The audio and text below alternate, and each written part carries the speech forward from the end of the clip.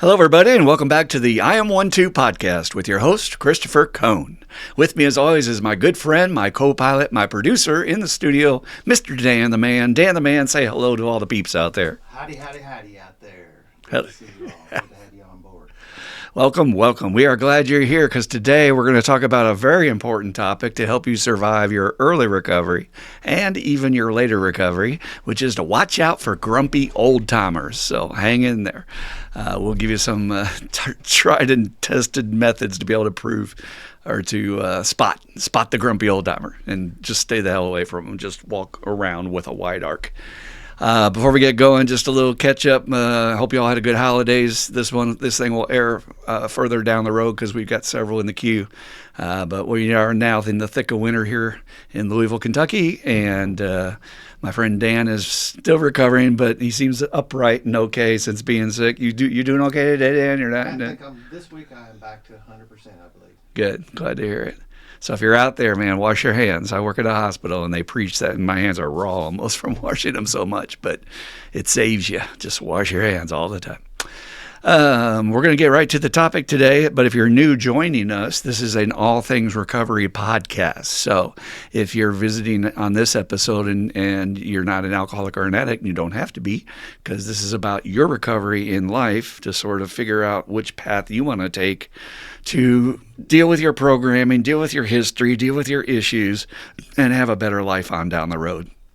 And we want to provide tools to help you do that. So you can substitute, instead of the grumpy old timer, just any grump noses you have in your life, as my mom likes to say, grump noses, people that tend to bring your energy down and things like that. Just substitute that for today's topic. So it's kind of an interesting position that I'm in as a therapist. I've been in the therapy field for chemical dependency going on 23 years. And I'm running a lab experiment every day of my life. I'm running an open group where anybody can come in provided they have coverage. It's a private hospital. And we get all types, obviously, all age groups, all backgrounds. But they're all alcoholics and addicts. They all have a serious problem that was serious enough to bring them to a mental institution to seek help. And in this therapy group, I am charged as a licensed therapist to bring the best evidence methods to bear to help treat their disease. The same as if you go to see your cancer doctor, you hope to God he's bringing the most proven, most time-tested, solid evidence to help you with your cancer treatments. And we know today that going to 12-step programs is the still number one greatest factor for your odds being positive that you will stay sober long term. There's studies that have actually been done now that prove way beyond any other intervention, even beyond group therapy, individual therapy. Those things are good and they're necessary, and especially to get somebody started, I recommend treatment. But it's astonishing how much the 12-step group fellowship has proven itself as to be the number one tool to use when you are trying to get sober. There's many reasons for that, but one I just want to touch on real quick, which is kind of interesting. I had to do a trauma training this week, and the lady that's her specialty, that's all she does is trauma her entire life. She was actually getting ready to retire this year. And she said, this kind of stunned me, but I kind of knew it. She said, we owe a great debt to the recovery community for teaching us about the power of relationships in healing trauma. Right now, she said, that is the number one tool to heal trauma, connection and relationships. And she said, we used to poo-poo that for all these years because it wasn't scientific, right? They're getting this information from us out in the field saying this is working. We have sponsors, we have support groups, but it wasn't clicking with them because, you have to have studies. But now they've been done. And I was like, well, I've seen that in my home group. I've seen people come in and get a sponsor and engage in the tools right away. And within weeks, maybe even a 2-week period, suddenly they're there like they've been there over a year. They're talking to guys, they're relaxed, they're comfortable in their own skin. And that just doesn't happen easily for an addict or an alcoholic without their chemicals in early recovery, right? So the fact that we have sponsors, a guy that's going to take you under his wing, guy or gal, and show you how to do this deal, and they want to see you do well. We talked about that in aftercare group today. We want to see you do well. And then you got this whole host of friends around you who are also available when your sponsor is not, to lean on. And if you don't have that, we have an episode called Find Your Tribe, which we just did a few weeks back. And check that out and find your own support group, your own tribe. Because today there's a 12-step fellowship for just about every issue you have. And we're trying to start fellowship groups for people that are just so-called normal people. And we have 3 of them in Louisville. So drop us a line if you want. If you have any questions about that, well, you can reach us at the iam12wordrecovery@gmail.com. That's iam12recovery@gmail.com, and we'll give you that information. But I want to get right to the topic, not stall anymore. So I'm running this ongoing experiment in my group every day, and I'm telling them, you need to go to these meetings. They're great. You're going to get connection. You're going to have people that welcome you, maybe for the first time in months, maybe perhaps years. You're going to have people that tell you they love you just for who you are. Whereas, when you're in the throes of addiction, not that many people are telling you they love you. And so I get them all pumped up because they do not want to go. The resistance is extraordinary, even from people that are coming in saying, I want help and I don't want to live like this anymore, but I ain't going to no meetings. And I find, this experiment I've been running for 23 years, the ones that have some of the strongest resistance have actually already been, and some grumpy old-timer / asshole of any variety did something, said something, and left a bad taste in their mouth, and they now view the entire program as related to that one person, which I know doesn't make much logical sense. It's just the way we are as human beings. You bring up the topic, and they're going to associate it with that guy. What did they say? What did they do? Right? So I'm trying to get them all pumped up, and they're coming back to me, and they're saying things, well, I went, and I tried to be friendly, but nobody really said anything to me, which kills me. It's like, really? Not a single person reached their hand out and said hi? It does happen. Or this old timer came up afterwards and he told me I did something wrong.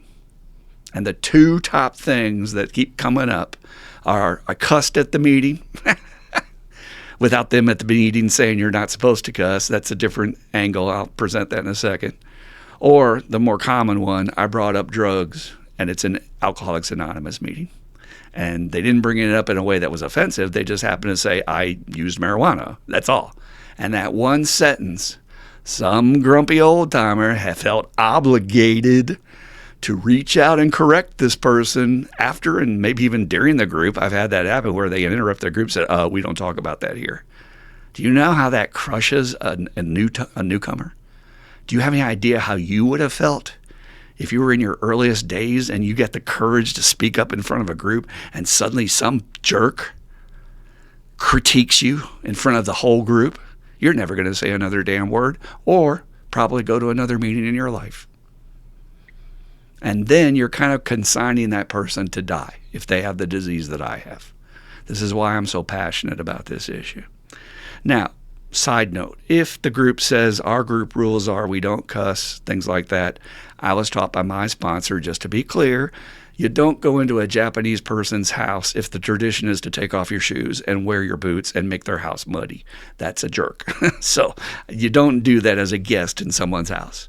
So again, if they're laying out the rules and saying we only do this here, we only do that, try to listen at the beginning of the meeting, and that's their rules, and then you can just vote with your feet. Go to a completely different meeting. You don't have to deal with that. But if they didn't say anything about it, and if it's maybe just this one person, right, it might not even be a group rule. It might be this one person. And let's get clear about the rules of going to groups.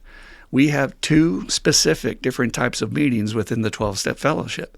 There's open meetings, and you will see an O in most guides or directories or online, which means that anybody and their brother can walk in off the street and check it out. If you're a social worker, you can go check it out. If you're a person that's in the court system, you want to go check it out, you can do that. They're not closed. They're open. That's the whole point. They wanted to have meetings where anybody could come in and investigate. Maybe they're not sure they're an alcoholic, so they want to be able to have that opportunity to check out and see if this fits me. And then sometimes some of these people will say, well, you shouldn't be talking about, well, wait a minute, it's open to anybody to come here. What are you doing here?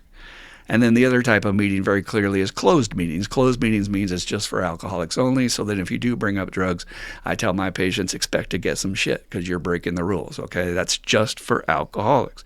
But if it's an open meeting and you have an old-timer give you any hell about something, Tell him to have a home group meeting and have a group conscience with his home group members about, if they want to change the open to a closed, if he has a problem with that.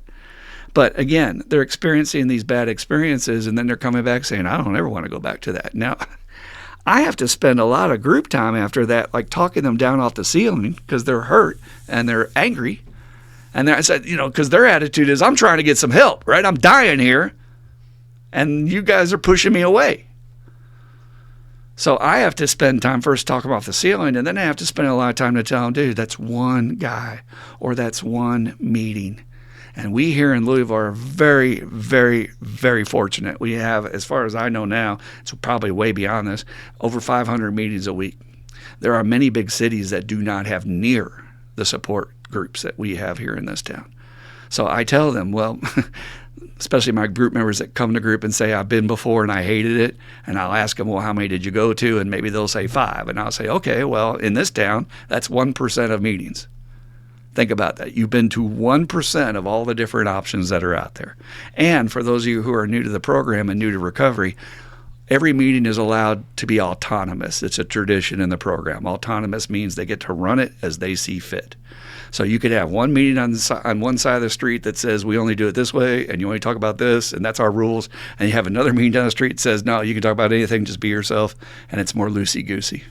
So literally, I have to encourage them. There is a tribe, there is a team, there is a bunch of people out there that are waiting to love on you, and you just got sidetracked because some jerk had an issue, right? It's kind of odd for us because we have these sayings within the program that people will even verbalize, but they don't follow, or they don't actually read the actual book right here that tells them how to operate.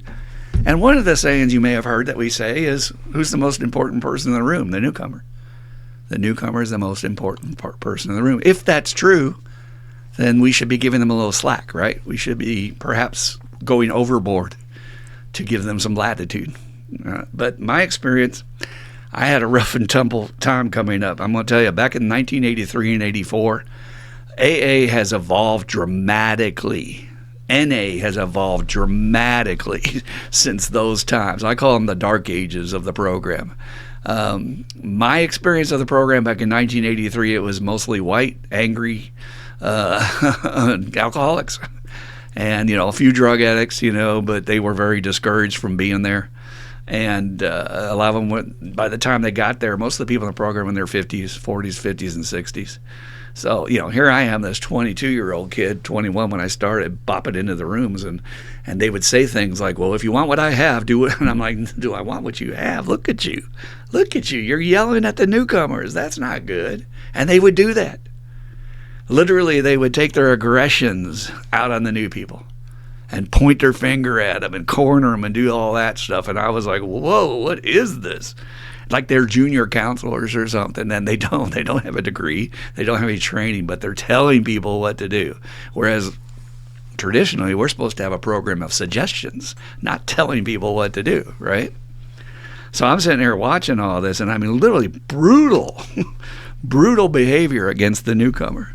So if you're new and you ever encounter any group or any person that's like that, I want to assure you, you have 2 sacred rights for your recovery path. And they're beautiful rights. And I follow this in my life, and I will defend your right to have these rights to the day I die. Number 1 is you get to choose who you want to follow in your recovery journey. That means you get to choose your sponsor, you get to choose the school of thought, the approach, you get to choose who you admire and who you want to be like. And then you get to choose how you want to act in recovery. And so I was taught by my sponsor that every man or woman is my teacher. So I watch these people and I go, do I want to be like that? And if I go, it gives me an icky feeling inside, then I say, no, I don't want to be like that. And I got to tell you, a lot of these meetings I went to, I got that icky feeling, to say the least. And I was just like, I'm not sure I even want to be sober if this is the result. If this is what I'm going to get after doing these supposed 12 steps, and it doesn't look very attractive to me. And again, another saying we have in the program, it's a program of attraction. So I should be acting in a way that makes it attractive to the new person, how my life is going. So let's get to the core of the matter. What is their deal? Why are these people grumpy old timers? Why do they act that way? And what do you need to watch out for? or maybe just people at work that are negative Nancy's and people that will drain you like that. So some of the traits that I've noticed in them is that they're impatient. They can be short with you. They're very judgmental, and they're especially judgmental of newcomers. If you see any old timer after a meeting picking apart what a newcomer said during the meeting, or they shouldn't have done this or they did that, that's a clear sign they're not working their program. They have black or white thinking. They're very critical. They're negative. Their energy is just like nails on a chalkboard. And the number one trait that I think is the most dangerous, if you're out there and you're leaning in this direction, they are rigid. Rigidity will kill an addict or an alcoholic. We were very rigid in our thinking and our beliefs and what I would let in and what I wouldn't let in before I came to this program. And where did it get us? It got us to suicide with the bottle or with the drugs. We have to be flexible. We have to be open-minded. These are principles that literally will spare our life. But rigidity, we do it this way. It will kill you. Now, let me back up and give a little defense for them, about why they're doing some of this.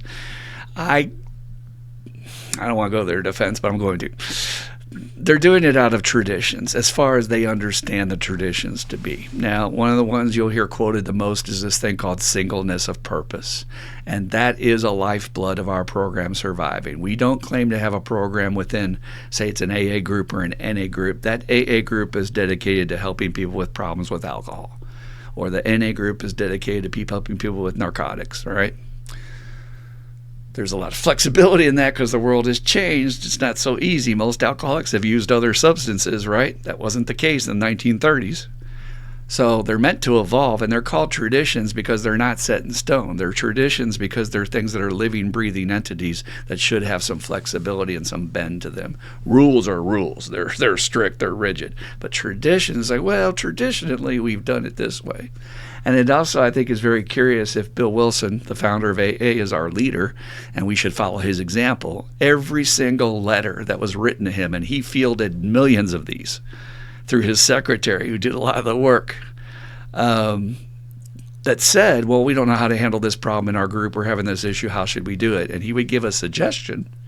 And he would say, traditionally, this is how we've handled that. And guess what he always ended with? The phrase that said, however, you are perfectly at liberty to handle this any way that you see best.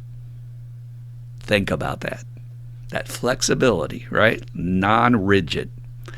So they're taking the defending honor of protecting the sacredness of the program. But I'm wondering when the point comes that you take it too far. And if you're not even willing to look at that or discuss that, you're probably one of those guys that is taking it too far. And guess what? Bill Wilson himself, co-founder of the program, had a name for you guys. He called y'all bleeding deacons. In the 12 and 12, he talks about the bleeding deacons and the elder statesman. The elder statesman, as I would like to try and behave, has knowledge, has experience, but he holds back, and he offers it when asked, and he offers it where necessary. But he's not pushing it out there. He's flexible. He lets some things slide. The bleeding deacon is the guy that's sinning over the book says sinning over or crying over the sins of the nation while he lolls in the Florida sunshine. So in other words, they're not doing it right. They're not doing it right. There's a lot of people that probably won't even watch this podcast, but if they did, they'd be saying, he's not doing it right. He's doing this wrong. He's breaking this tradition. He's doing this. Yeah, well, how much of that are you doing? And then you become a bleeding deacon, dude, and it's not a pretty look. I will tell you that there is a newcomer that I know of in my group that's going to be attracted to ask you for being a sponsor. If that's what you want, is to push people away and turn them off, especially the younger people coming in. So let's not die on this sword of, oh my God, if this newcomer brings up drugs in one sentence of their entire share, it's going to destroy the heart of Alcoholics Anonymous. And that's how I've seen people act. It is not an exaggeration. Whereas I like to err on the side of, hey man, he's new. We'll teach him. His sponsor will show him. Give him a chance. Give the guy a freaking chance before you just jump his bones, man.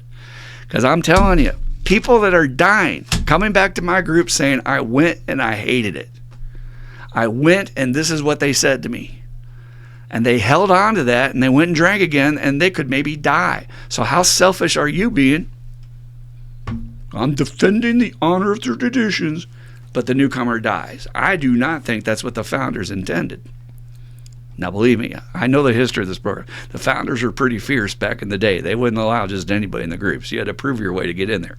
I know the history, but this ain't 1930s. This is 2024, 2025 now. Got to catch up. Yeah. So, another thing they talk about in the program is that we're supposed to be happy, joyous, and free. I take that as the echelon of, that's the pinnacle of what I'm shooting for in my recovery. I want to be so healed that I'm like a little kid going through life enjoying every day. Now, do I get to do that? No, I got to deal with my crap just like everybody does. I'm a human being, and this world sucks at times. But I got to tell you, for the most part, the feedback I get from people at work, and I work in a mental hospital, is you're the only guy that I've seen smile in here all day.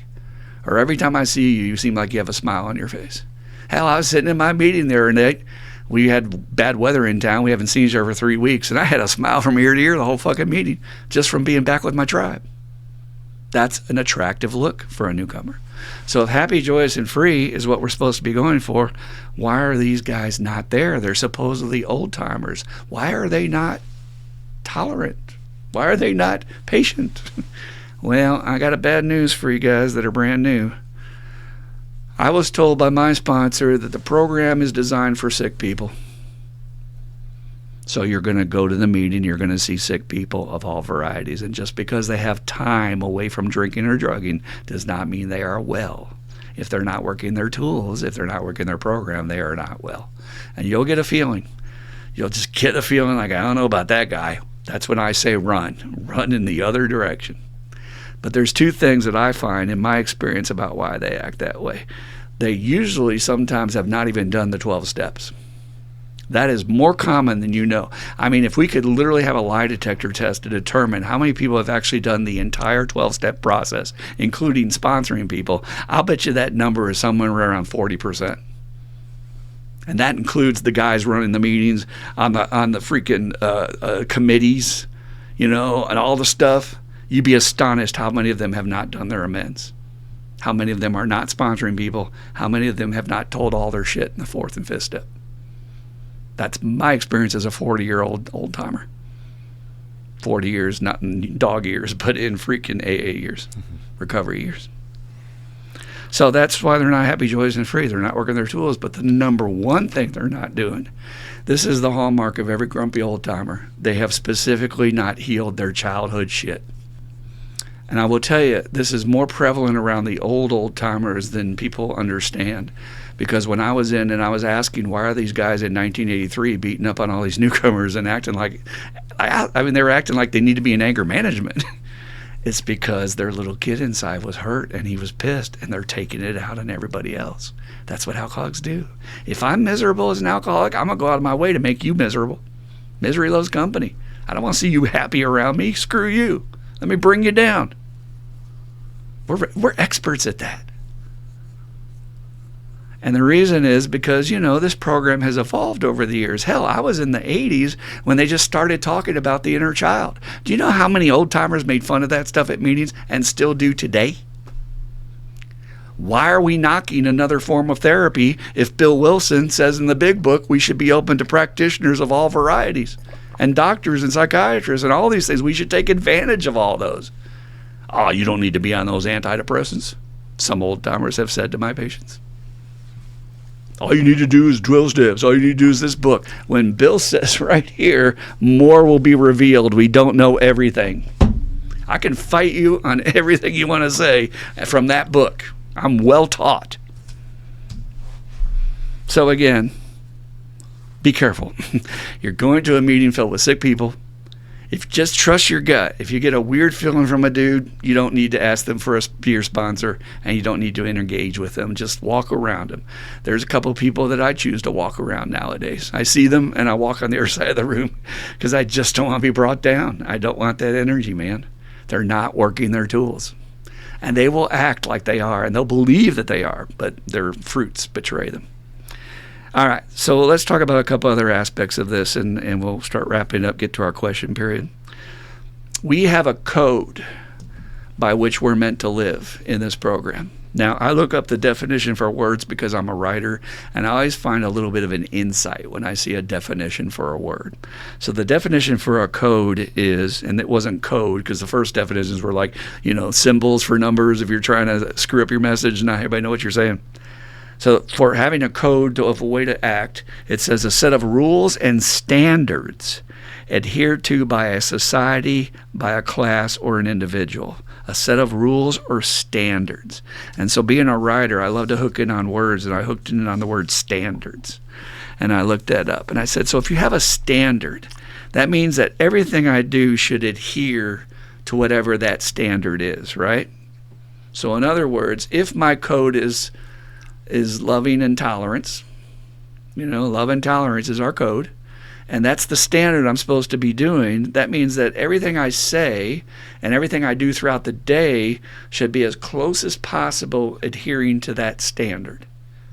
And so that we do inventory at the end of every day. We're supposed to before bedtime. And one of the great inventories to do is ask yourself, was everything I did today close to that standard? It doesn't have to be perfect. It's progress, not perfection. We don't work a perfect program. Nobody does. We're all human beings. And you can say, no, I really didn't act like loving and tolerant towards that driver I beat up on the side of the road, which I don't do anymore. But I'm just saying, we all have our slips. But was most of what I said and did today loving and tolerant? If you can say that about a day in this world, you're doing damn good. You know what I mean? You are doing damn good. Love and tolerance is our code. So I would propose to the old timers out there, you might be defending the sanctity of Saint whatever in our program and the traditions, but are the way you're doing it, does it adhere to the standard of love and tolerance? Or could I maybe get to know this old timer, give him a chance, and then sort of slip in, hey, just, be careful about the drug talk because the groups, other groups are cool with it. In fact, if you go to this part of town, that's what I tell them. We have certain parts of town, I can tell you, yeah, you'll probably get butchered over here, but go over here and they'll be totally fine with it. And educate them, help them out. They're new. They don't know any of this. I am astonished how many sponsors I run into that are giving newcomers assignments that I'm like, could you have done that in your first few weeks of recovery? I want you to write chapter 1. I want you to write your whole story and run it. What? A brand new person whose brain is jelly and you're going to ask them to write their story. Could you have done that in your second week of recovery? Or are you making shit up? If it's not in the book, why are you doing that? But I run into this all the time. It's like this weird forgetfulness that people forget what it was like to be newly sober. I haven't. I work to be extremely compassionate and tolerant towards these people that are new because they're out of their freaking mind. Like we had a guy jump the line the other night at the meeting, just boop, popped himself right in there, and we just sort of went, okay.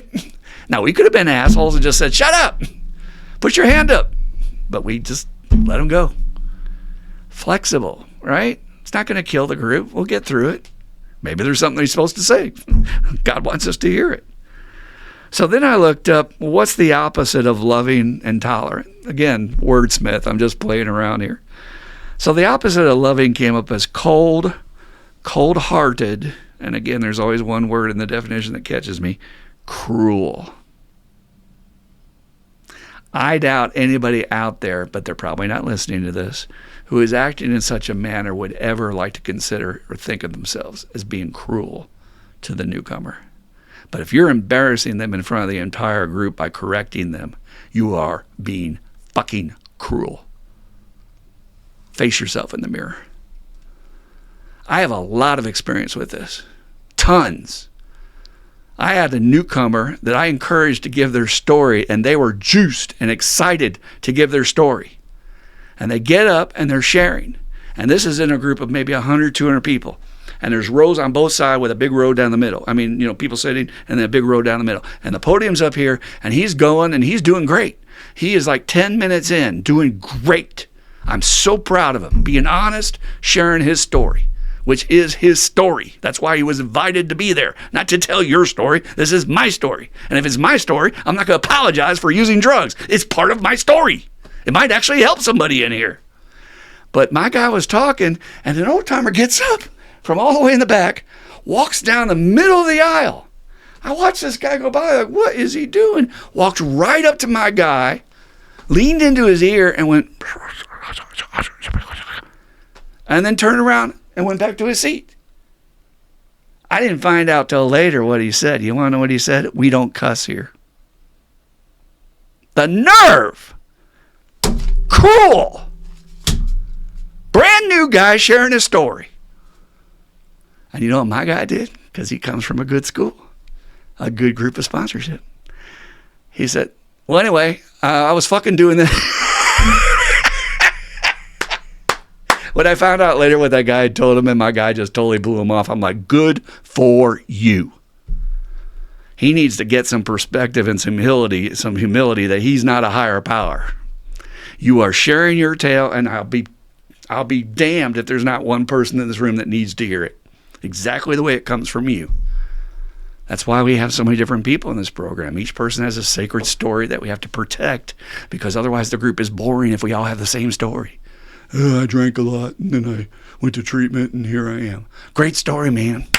Where's the details? Where's the differences? So, opposite of loving is cruel, if you want to be like that. Opposite of tolerance is intolerance. Obviously, here's the definition. Unwilling to accept views, beliefs, or behaviors that differ from one's own. Unable, or unwilling, actually. Unwilling. Better, because that means you do have some power over it. Unwilling to accept views, beliefs, or behaviors that differ from one's own. And again, I know no old-timer would like to be seen that way. That I am such an asshole that everybody must think and act as I believe. Of course, no. Now, let me tell you what our co-founder Bill Wilson said about this, and we'll wrap it up. Bill Wilson wrote a lot of stuff, especially in his later years in the Grapevine magazine.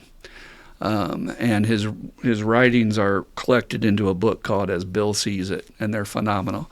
And I had a sponsor that knew Bill Wilson and the AA program history better than anybody I've ever met in my life, and I'm so grateful that I was taught underneath him. But he said two things that should be more guideposts for us as we go forward if we want to preserve this program. The thing that haunted Bill Wilson till the day he died. And again, some people might think that I'm undermining the preservation of this program. No, I'm encouraging us to open our minds about some things, which is always good for us to do a self-inventory and say, are we doing good in this area? Or maybe we could improve a little bit, whatever. But Bill Wilson's greatest fear was that our movement was going to disappear as other movements have disappeared throughout history. There was a group of people called the Washingtonians in the 1800s that had oh God, what do they call it when you're not drinking? Temperate. They had a temperance movement that rivaled what AA has today. I don't know if it applies now in 2024, but I heard that back in the 90s, that for as many people as that are in the population of America that are in the program in the 90s, they had more people per the population that were in this other movement. So that's a lot of people, right? And guess what happened? They had no traditions. They had no guidelines. So when the war broke out, the Civil War, people took sides, and then now they're at each other's throats, and everybody got drunk. Whereas we have traditions like we try not to talk about politics or outside issues in there, right? If I'm doing anything today and you misunderstand what I'm doing, I'm exorcising, like an exorcist. I'm exorcising these things that are being seen at meetings, and why are we not talking about them? Why are we not going up and talking to a guy and say, hey, man, what you did to that newcomer might have been perceived as cruel. Take it easy. But the intolerance is defined, So Bill Wilson said this quote, check this out. A spirit of intolerance might repel alcoholics whose lives could have been saved had it not been for such stupidity. That is in the literature. Anything you think I'm saying is crap, this is what he said. A spirit of intolerance might repel alcoholics whose lives could have been saved had it not been for such stupidity. And he's calling you stupid. He's calling you stupid because how could you not see the forest for the trees? You're going to correct this person for cussing or for whatever, but you may be consigning them to an alcoholic death. That's stupid. So the other thing he said, which is phenomenal, it was one of my sponsor's favorite quotes, and this is towards the end of his life. He was about to die. And Bill Wilson died around 1970, I believe, and he was seeing the drug movement in the 60s, and he was seeing all these people coming in who needed help, and he was seeing that conflict. right? We don't talk about that here. We don't do that here. When it's ridiculous. Even back in that day, a lot of alcoholics had done some barbiturates or something on the side their doctor gave them, right? But I don't do drugs. Alcohol's a drug. Let's get that straight. He said in this quote, AA must and will continue to change with the passing years. AA must and will continue to change within the passing years. And then he went on to say, let us hope that this goes on changing for the better forever. Let us hope this goes on changing for the better forever, which is what I want to be on the spearhead of. Bill Wilson talks about the tip of the spear, man. I want to be on the tip of that spear about how can we refine this to be better for the newcomer, to welcome them in, get them in here, help them understand, especially these poor kids that are having no upbringing. They're running like wild animals in the streets, chasing opiates and fentanyl, and then they're going to come in and you're going to lecture them about traditions on day one. Whoa, slow down, Hoss. Haven't even given them a chance. So my sponsor explained to me that Bill said that about it must change is because if we stay rigid, we will lose members, and the people who are the old-time members will die off, and we have no new people coming in. Newcomers are the lifeblood of our program. In my group, without new people coming in, the group gets kind of boring after I'm doing it day after day. I need new people to come in to switch up the energy, right? I hope you have a home group that does that. I have a home group that we let the newcomers share for the last 15 minutes of the meeting. It's a revolutionary concept. We stop all the shares. If your name's on the list, sorry. But anybody that's new to this meeting or in the first 90 days, come on up and share something. I think that's miraculous. I've never seen that at a meeting before till we started doing it. And again, it encourages them. It lets them feel like they belong. And this is why our guys within 2 or 3 weeks are looking like an old timer, because they're just suddenly part of the group. It's without having to fight through that click thing or without having to fight through that, I don't really know you guys thing. We just said, get in here, talk. All right. So a couple of caveats as we wrap it up here. As much as I said what I said about this type of group or that type of group, look, these are just opinions, and we all know what opinions are, but they've also experienced, and I'm just trying to get people fired up about this idea that you can choose your own walk, and if you don't like the walk that you see represented, make your own meeting. You can start your own meetings. In my life, I've started 3 different meetings, and it was great. I had great experiences with each one. And you can, again, the meetings are autonomous. You can make your home group exactly the way you want it to be in terms of tolerance or whatever. And everybody that comes to our group, when I get them to go from my treatment group, they'll say that, oh my God, the guys were so friendly, and I got so many numbers, and I got hugged the minute I walked in the door. I'm not sure that's going on at every meeting, and I wonder why. Why are we not welcoming them in right the minute they hit the door? They're new, you've not seen them before. Hey, what's up? You new? Come in here. Let me meet Charlie, meet Joe, whatever. But believe it or not, after all I said, I still firmly am in the camp of I think we need all types in the program. We need the grumpy old timers to an extent. I just don't want them to scare off the newcomer, because I will always advocate for the newcomer. I'm a freaking social worker. And we also need the guys that are the bleeding deacons and the martyrs and all those guys, because one person that comes in is going to relate to one guy's story and might not relate to my story or might not relate to your story. So we need all different types, okay? One guy might need a more hard-nosed, hard-ass sponsor. Another guy might need a more tolerant, more kind sponsor. So I get that, but not on their first day. That's my only argument here. Let's step back and reevaluate. Are we making the environment as safe and open to join as possible for the new person? That is all, okay? Because when we're pushing them away or we negatively sway them and make them not want to come back, you may be consigning them to death. It's that much is truly at stake, okay? I ended with 3 words that we like to say in our meeting. This shit works. I can't say that about a lot of things in life, man. I would not put my faith in the government. I would not put my faith in this or that. But I'm telling you what, I've seen this shit work. And I will do everything in my power to spread it to as many people as possible. It's open to the whole world, not just alcoholics and addicts. So they're out there. But you now have some tools to say, all right, he's a grumpy old timer. He doesn't represent the entire program, so screw that guy. Let me go talk to this friendlier guy over here. So I know, Dan, I always make fun of you because, there's this rivalry between states. When I was in Minnesota, we had a rivalry you have trouble with burglary. I have trouble with rivalry between Minnesota and Wisconsin, but also Iowa. We would say, why does the Mississippi River run south? It's because Iowa sucks. What am I trying to say? But we have this rivalry between Indiana and Kentucky, and they call it Kentuckiana. And I'm sure Indiana people don't like that very much. But, Indiana might be a little more conservative. Not really. It's just that Louisville's more progressive. And so I know Dan has met up with some old-timers that were fierce about some of their ways. Do you have anything you want to add to the discussion today? Yeah, just to follow up with that, Christopher always is teasing me about these crusty Indiana old-timers I hang around with and go to lunch. And to some extent, that is true. But the flip side of that is, well, one of the sayings that really gets me from the crusties is take the cotton out of your ears and stick it in your mouth. You're going to tell people, come join us, but don't say anything. Come on, we have the way to freedom, but don't you say a word.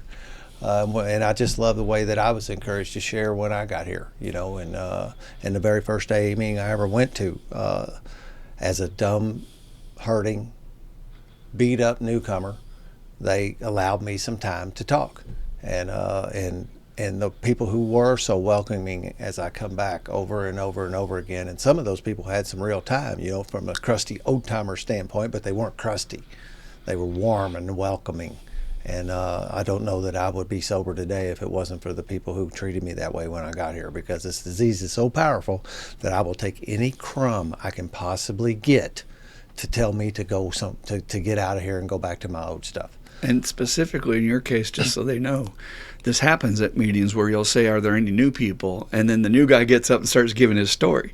And I know you had that experience. We had that recently in our group. But if you just wait him out a minute, just let him expend some of his energy, in a minute or so, we can start saying thank you, and he gets the message and he sits down. Yeah. But thank God nobody stood up and said, no, we don't want you to talk. Right. We want you to talk, but we don't want you to talk, that kind of thing. Yep. And then what it was that day is they did that. Is there anybody new here want to introduce themselves? Is this anybody's first AA meeting? And, we got to wait a minute because it's hard to raise that hand when you're new in there, and it was hard for me that day. And what that was that pause that the chairperson was doing to allow the newcomer to take a minute and muster up their courage and raise their hand. And I saw the pause, and just as a newcomer, I don't know. I took that opportunity, or I assumed they were waiting for me to say something. And so I did a little thing and told them a real quick recap of where I was at. And it really opened up the door, because then people started sharing to me, and that meeting became about this newcomer that was here that was 72 hours sober. And I'm going to wager my paycheck that you happened to mention doing opiates as part of your story, and nobody jumped you. Nobody jumped me. There you go. That's my point. And I go out of my way today to welcome the newcomers and make them feel, because it is hard. It's hard to walk in that meeting, man, especially if you're by yourself and this is your very first AA meeting and you pulled up in that church parking lot and you see all these guys going in, slapping each other's backs and all this kind of thing. And here you're going to walk in there potentially not knowing anybody. I want you to feel welcome. And at least, our group doesn't have that problem at all.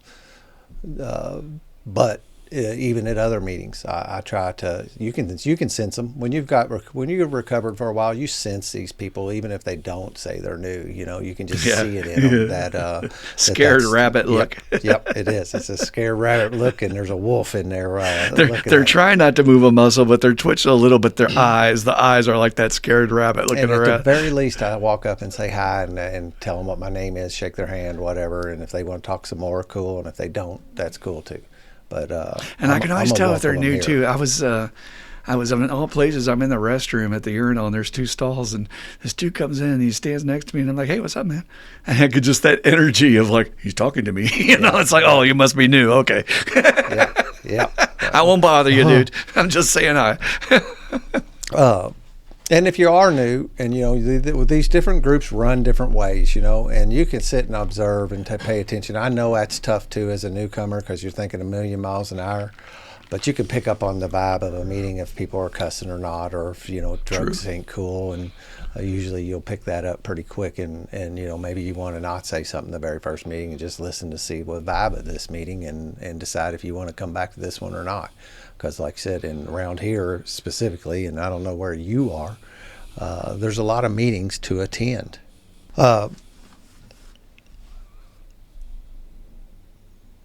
This peeling of the onion thing, goes on forever. As soon as you get one thing peeled off of you, there's another thing. And those first husks are like corn. I mean, they're tough to peel off. And that newcomer, you go ruffle them up, and like you said, this stuff is life or death, man. And do you want to, when you lay your head on the pillow tonight, like you said about whether in the evenings when I look over my day and see if I'll use David G's stuff, I sit down and look and see, did I leave bad juju where I was at today, or did I leave good juju where I was at today? And I pretty much do that every time I move from one point to the other. Give consideration of, was I a good dude at the place I just left? Are people happy that I was there? Or they wanted me gone soon. Today I can honestly say that almost every place I go, I leave good juju behind. People my clients and stuff talk to me and won't let me out the door when it's time to go home because they want to talk to me. I'm pitching out that vibe, and that's a vibe I want to bring into meetings too. I want to make sure that I'm a welcoming spirit. I don't want you walking out of this meeting and deciding that AA isn't for you. We bring a different, more progressive AA to the table, and I think it appears that's the groove of meetings as you said, these younger people are coming in and they're watching our roles, and like I had the most awesome teacher in the world to teach me to behave this way. I model my behavior off of what my non-crusty old-timer sponsor taught me, and I watched him, and I'm grateful for that, and I try to pass that on to my people, and I think that's going to, that'll roll through, and these little petty things about whether if you cuss or if you say that you use drugs is slowly filtering out of our program. I know it's a big change. This month I celebrate 10 years of doing this. I'm approaching crusty old timer mode, but I'm not going to get crusty. January 1st, anniversary day. Good job, buddy. Thank you. I like it. They've come out with this plain language big book, and they've updated the language because it is antique. It's not out yet, is it? Yeah, it is. Oh, okay. Yep. I like this old book, and I'm going to keep on teaching out of it, I believe. I don't know, but I believe so. But that's another way. There's all these crusty old timers are all wound up of them changing the words in that book. And I'm like, if it helps one person, as we say, it was worth it. And, it's going to help more people than that. And it does. It puts out some more of these kind of progressive stuff and kind of getting away from just a solid male stuff. The gals sometimes have trouble with our book because it's pretty much completely masculine written, and they've softened that in the new one. And the God stuff is it's more to power greater than yourself and higher power and that kind of thing, and that'll make it more receptive to some people, and that'll save some people's lives, and I'm perfectly okay with it. Well, and the education level of people coming in who have been in prison most of their life and or had life on the streets, they can't get through a page in the big book without wondering what word Bill is using here. Yep. So I would teach out of this book. I'll stick to this book and I'll explain what the words mean to my new guy. Right. But I think we should do our best. AA has this, again, that we have these traditions. You can go by the history of what we've tried to do, set by the founders, passed on. And that was, Bill said, we're not going to copyright these steps. We're not going to keep them to ourselves. We're going to share them with the world.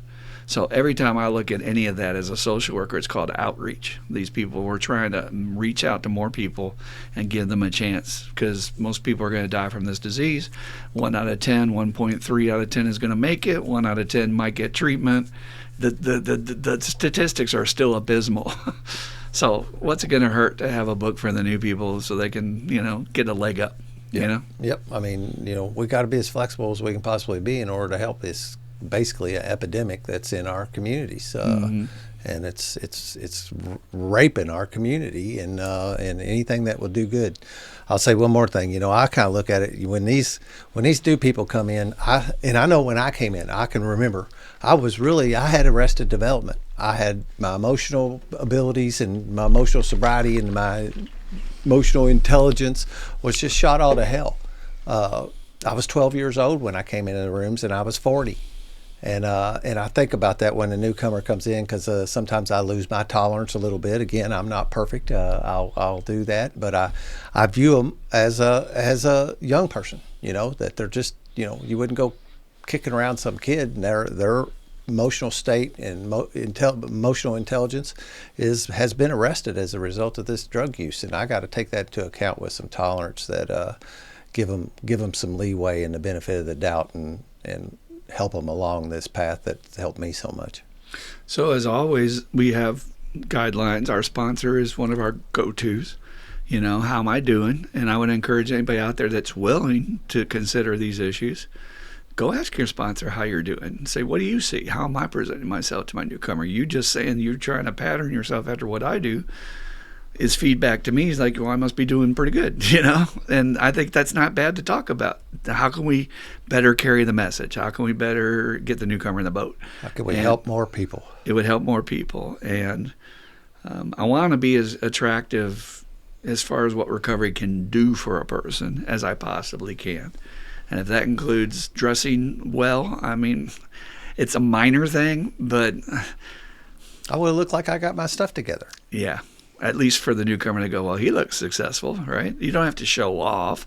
I don't dig people coming in 3-piece suits and stuff, but I mean, clean up. You don't have to look like you just. But if you come straight for work and that's what you wear. Well, yeah, that's one thing, obviously. But not dressing up necessarily just to be fake. But I want to present. I come in rolling in dirty from work sometimes, and sometimes I come rolling in. I've never seen you really like dirty. Not dirty, though. But I feel dirty. I've been working all day, and I'm still in my work clothes. Yeah. And that's cool. I'm just saying I have a beef right now because I think in our entire culture, they're dumbing us down. They're putting us in a position where we will accept being treated as a lower class. They're eliminating the middle class, and part of that is the way we dress. I mean, they throw all these sweats on us and fleece, and it's like, go to the mall and look at how people are dressed, and it's like, that's not the way it used to be. People used to dress up a little nice to go out, or to go to the movies and stuff, and it's like, oh man. And I know it's comfortable, and I have some fleece, I have some sweats, but it's like, not all the time. I won't even walk out to the mailbox in sweatpants. I'll do that, but I'm kidding. But I'm pretty close to that. But again, it's just an observation. It's almost as if they're turning us in these visions you see in like Mad Max Thunderdome or fucking Terminator movies or whatever, where everybody in the future is in rags and they're just dying to get a crumb of bread. And it's like, yeah, they're wearing Gap rags though. I mean, they got a designer label on it. Anyway, side issue. Anything else on the topic? That's it for me. All right. Well, I don't think you're a grumpy nose, old crusty no-timer. But I hope you found this helpful. Again, we're trying to just address lots of different issues, and if you didn't dig this one, come back next week. We will help you out. We're going to shift gears now. We're going to get into the question period, and we have only one question today, but it's a really dynamite one, so stay tuned. All righty now. We do questions after every show, and we answer your questions about anything that will help you get along easier in life. So please send your questions to us at IM12, the word recovery, at gmail.com. That's IM12, the word recovery, at gmail.com. And I don't care if it's about what to name your baby. Dan and I will try. But seriously, everybody has issues. Everybody has stuff you guys are wondering, like, what should I do here? Or what would be the best way to go?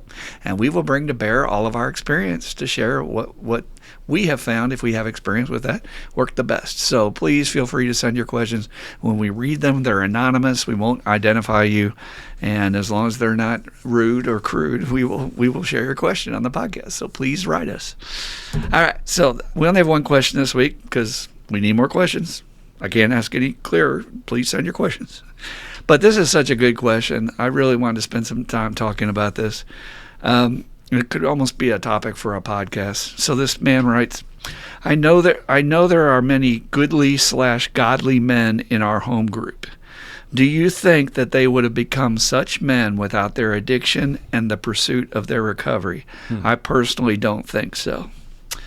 All right, so let's talk about this. There is a great myth, lie in our culture that spiritual people are all good and they've never done anything wrong. That sort of saintly Mother Teresa, Virgin Mary image stuff. And I know with what I went through in life, that kind of teacher would not have worked for me. I needed a teacher who had been down in the gutter and had suffered nasty, horrible consequences that I experienced, right? So to be an effective spiritual advisor, to guide somebody on their own journey, you have to have some experience. That's all there is to it. And the thing that we must understand as a culture, I think, is that the journey of a human being is to make mistakes. All right? We are designed imperfectly. So if that's so, then it's baked in that we're going to make mistakes. So what are mistakes? Mistakes are, I learned a way it didn't work for me. I learned a way I probably don't want to do it again because it hurt. That's all it is. Now, the church came along and they turned that word mistakes into sins. Now, back in the old days, sins was an archery term from Greek language that meant to miss the mark. That's all it meant. But now it has all this baggage like, well, you're a sinner, you're going to hell, blah, blah, blah. And they're being very judgmental. We talked about judgment with the crusty old timers. But you cannot get through life without making mistakes, and that is what gives you the experience. And if I had not gone through every single piece of my story, I would not be able to share effectively even with you all here today, nor would I maybe even consider doing it. You know, Dan and I are doing this completely free for your benefit. So why would I do that as an average American when I'm thinking, what money am I making out of this? Zero. What's the point, right? But that is not who I am today because of what I went through in the past. Now, we have evidence throughout literature, one of my favorite being the Apostle Paul, who fell off his horse on the way to Damascus. And it's been unclear, but I've heard theologians and historians say it could have been anything from gambling to women to drink, or maybe all of the above. But he had some sort of sins, some sort of issues that he didn't understand. Why do I keep falling off my horse? Why won't you fix this, God? And then the message that interpreted through layman language today that I've heard was God came back and said, well, if I fixed it, you'd have no reason to come talk to me. So our sins, our mistakes, our tragedies, our failures is what gives us that hole in the wound for God to enter. That's what Thomas Merton said. God enters through the wound. Otherwise, I would have had no need for a higher power. I got no need for this program. I got no need for you in my old school thought. I'm fine. As long as I'm successful making money, what do I need? Not you. So that's everything. And I believe that without addiction, none of the guys in my group would be the good men that they are today. It's that perspective of knowing it's really a double life you get to lead. You know, we say, and you'll see this on many shirts and medallions, that sobriety is my superpower. But truly, I have a superpower where I can walk among the normal people and they look at me like I'm a khaki-wearing average white guy, and I've had people judge me that way. And then they find out my story and they're like, ooh, I totally misjudged that book. And with that story, I can help that guy over there in the gutter that they don't know how to help. That's a superpower. So I do not, as many churches, some people do in churches, I do not reject my past, nor do I turn my back on it. I don't regret it. It's something that is part of my living essence today. The fact that I can talk to anybody on any level with their addiction and reach through to them is because I've been there. So I don't want to come off like some kind of saint, like I've been healed, because they're going to go, well, you can't relate to me, and they're not going to feel comfortable sharing their shit with me because they're going to think I never done anything. But one of the greatest tools we have in this 12-step program is to share your story and your fifth step with your sponsor.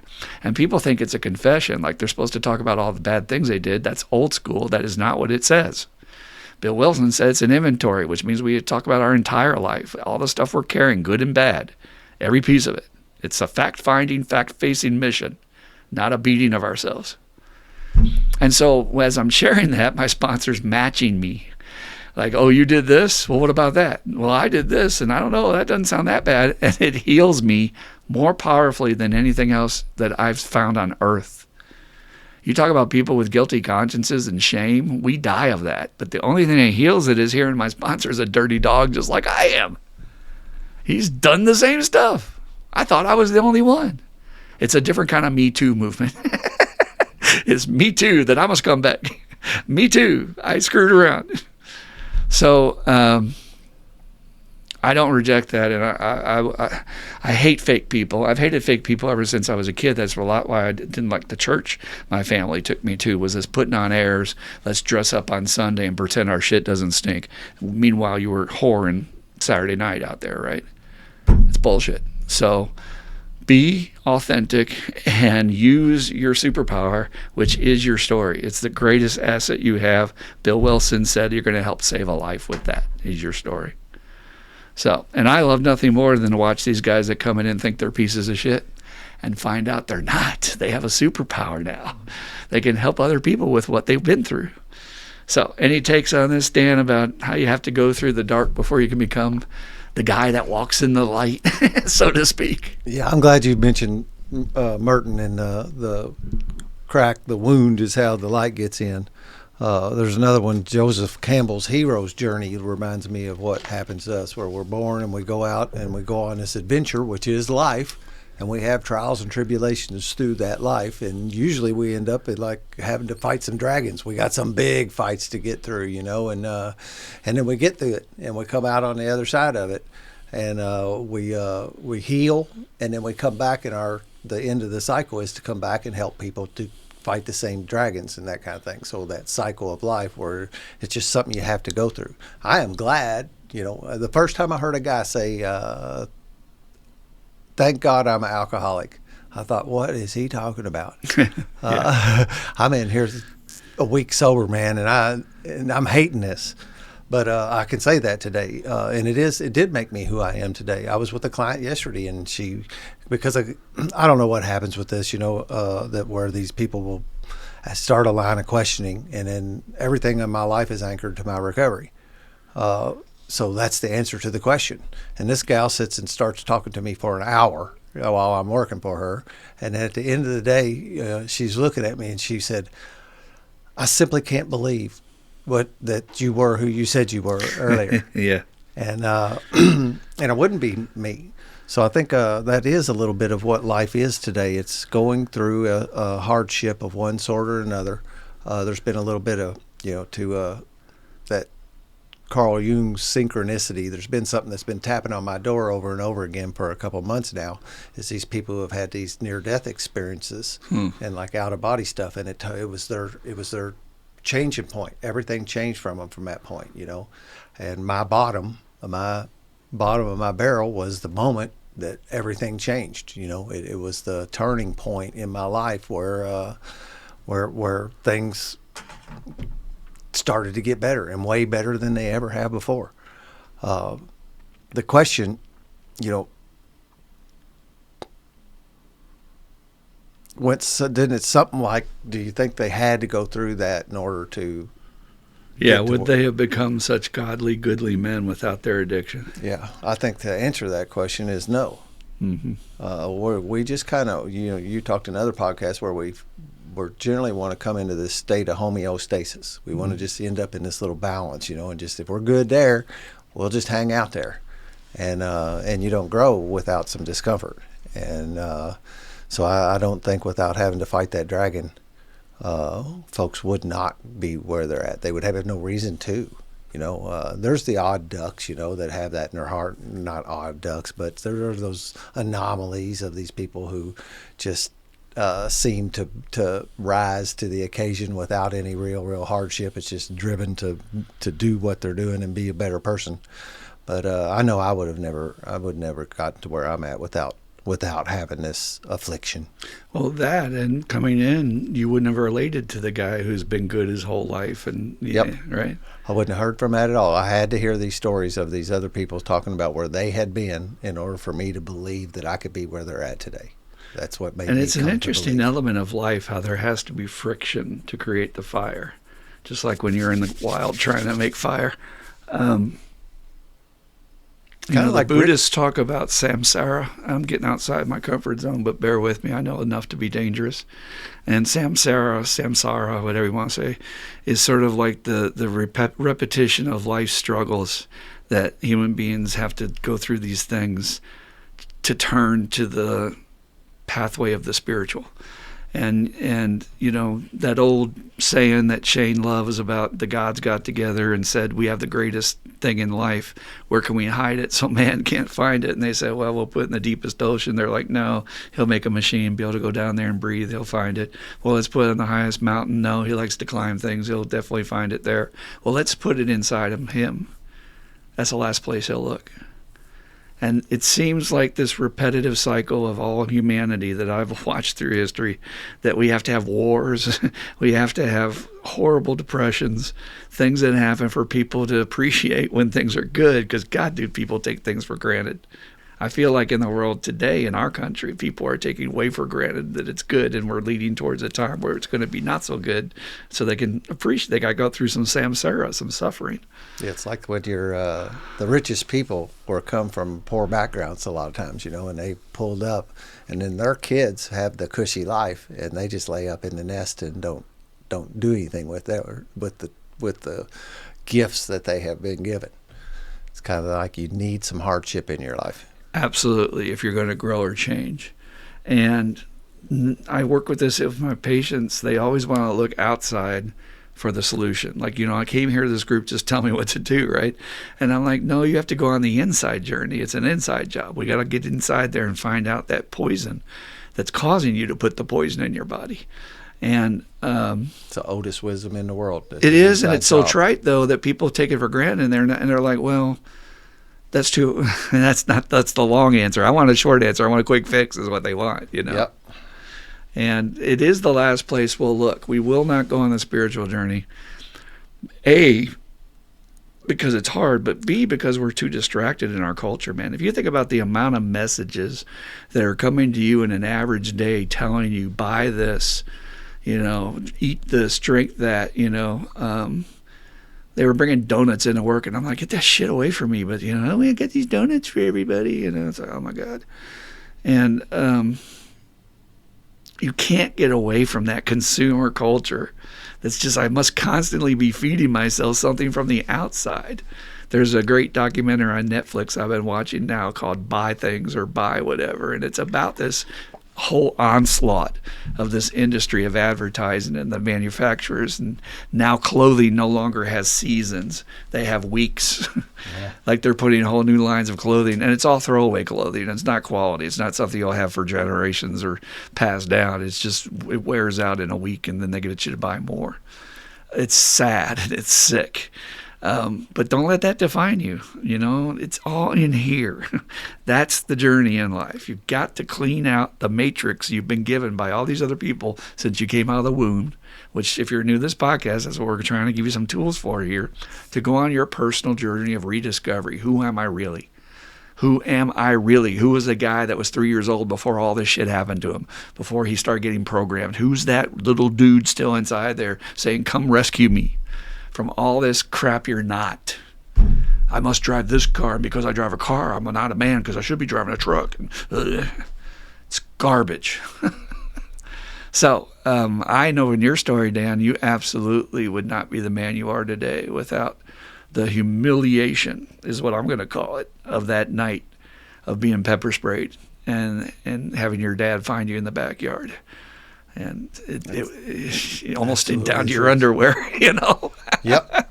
Yep. And as I said earlier, and I say often, I was a 12-year-old kid when I got here. And this is what made me feel like a man. This is what brought me to feel like an adult, actually participating in life. Otherwise, I was just bobbling along. And if you're not sponsoring anybody right now, you are missing that journey to watch your guy grow up in front of you and then become a guy.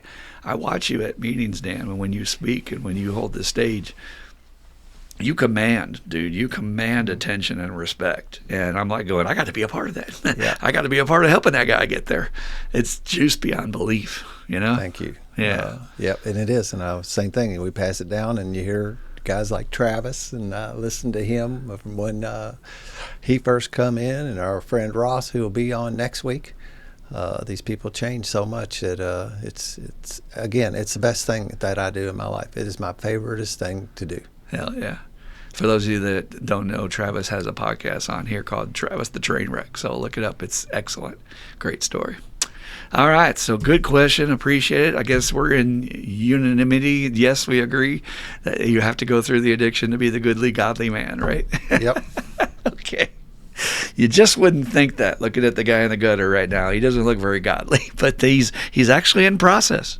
Yep. That part of what he's going through right there is part of his spiritual journey. That's actually the main thing I wanted to say, that is actually spiritual. What he's doing there, he's learning, you know, but we don't see it that way because spiritual's over here. No, that's it, in the gutter. That's part of his spiritual process. All right, so we want and need your questions. Again, one last time, am12wordrecovery@gmail.com. We also need your help, and I'm going to say this just once in every podcast and not kill you with it. Please like, subscribe, and comment. We need to raise our analytics so that we can reach more people. Like Dan said, our subscribers are slowly creeping, but I think we've kind of plateaued on views a little bit. We're still getting good numbers, but we're not reaching new people. We're just sort of doing the same people. And God bless you. Thank you for following us and being with us. We need you. But please pass this on. Post it on your Facebook page. If you know anybody in your family that could use one of the topics we cover, relationships with boundaries or anything like that, send it to them and help them out. He'll click, share. It's that easy. I share stuff with Dan and all my friends all the time. So just share. Here you go. And thank you, folks who have been sharing it on your social media. I've been seeing it, so thank you for that. Oh, hell yeah. That's awesome. All right. Well, we like to end every podcast with the Serenity Prayer, as they do in many meetings. So if you'd like to join us at home, please feel free. All right, Dan, Serenity Prayer. God, grant me the serenity to accept the things I cannot change, the courage to change the things I can, and the wisdom to know the difference. Just for today. Keep coming back. It works if you work it, and you die if you don't. Woohoo! We love you. Come back and see us. Thanks for being here. Peace out.